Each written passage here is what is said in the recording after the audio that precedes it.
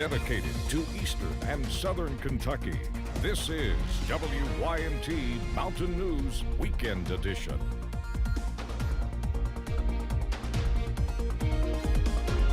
Good evening, I'm Keaton Hall.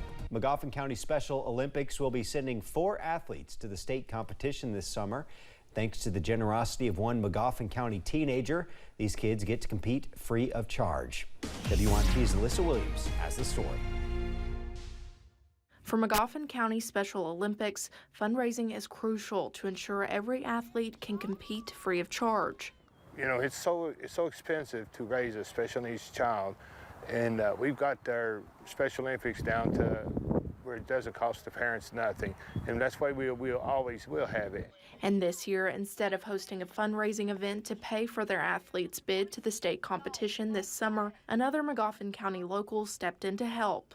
When I found out that our Special Olympics team was advancing to state, I knew that I wanted to do something to help them and ease any financial burden that they had.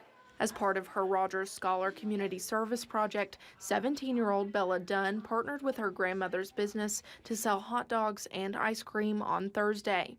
I think that community service is very important, and I hope that I can, show other kids that it's good to do things for your community, and it can really make you feel better as a person. Dunn was able to raise more than $1,100 in just a few hours, funds that will cover the athletes' travel and lodging and help to purchase new uniforms.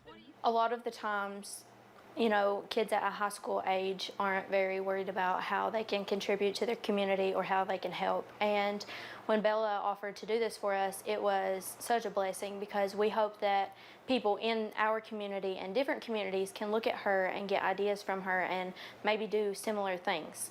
Dunn has advice for other kids looking to make an impact on their own communities. Never give up, stay resilient.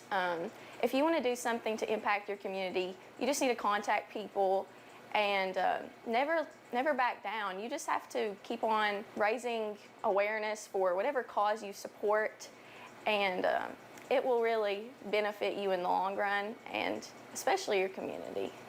Going the extra mile to make a difference. In Magoffin County, Alyssa Williams, WYMT Mountain News. 4 Magoffin County Special Olympics athletes will be competing at the state level this June.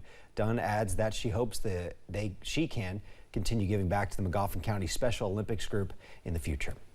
The Rising Center in Hazard is hoping to continue spreading awareness as Sexual Assault Awareness Month comes to a close.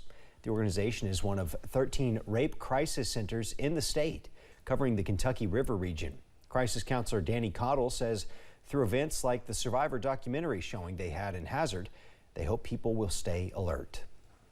Our hope is that we do enough in the community and that we have enough events so that everybody does carry awareness throughout the entire year.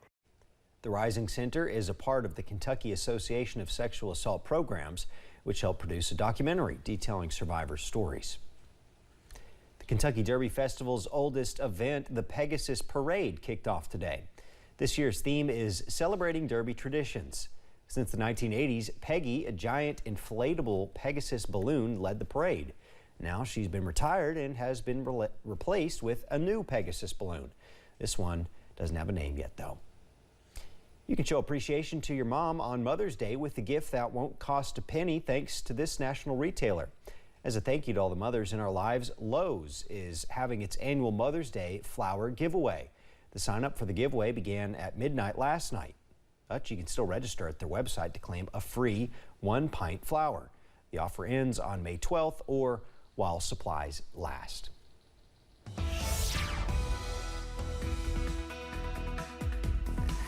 And we are still watching out for a few showers as we close out the weekend, also closing out your Sunday as well. Here's a live look at that radar. As you can see, most of us are dry at this hour. That's the good news, but we are still watching out for possibly a few showers now over northern Perry County, just to the north of downtown Hazard. Also possibly a few sprinkles near Hindman and Knott County as well. And then we're also tracking possibly a few showers over into portions of Dickinson and Buchanan counties as well. But most of us are starting to dry out as we go into tonight.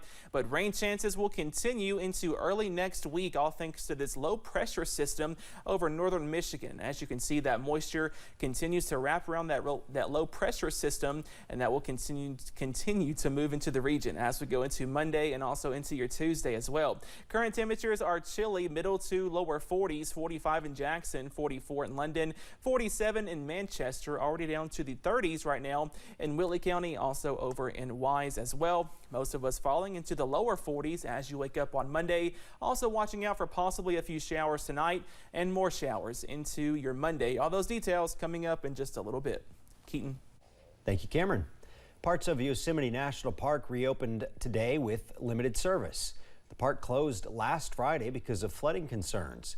Rivers in the area are rising as snow from the winter melts, but a park spokesperson says the river did not get as high as was previously forecasted.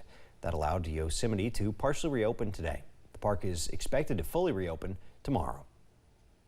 A new approach to treating babies exposed to opioids during pregnancy is showing some success. A study published in the New England Journal of Medicine shows that Eat, Sleep, Console Care approach helps newborns get out of the hospital sooner than the current treatment. Researchers examined this new approach with 1,300 infants at 26 hospitals. Eat, Sleep, Console encourages involvement from parents and prioritizes care that doesn't involve medication. Instead, parents use techniques such as swaddling, skin-to-skin contact, and breastfeeding. The current approach involves nurses measuring a baby's withdrawal symptoms before providing treatment such as methadone or morphine. Researchers say infants using Eat, Sleep, Console method left the hospital on average after 8 days, while babies treated with the standard approach are hospitalized for about 15 days. Tonight, federal regulators are racing to save another troubled bank before financial markets open tomorrow. CBS's Skylar Henry has more on the banking crisis that began last month and other strains on the economy.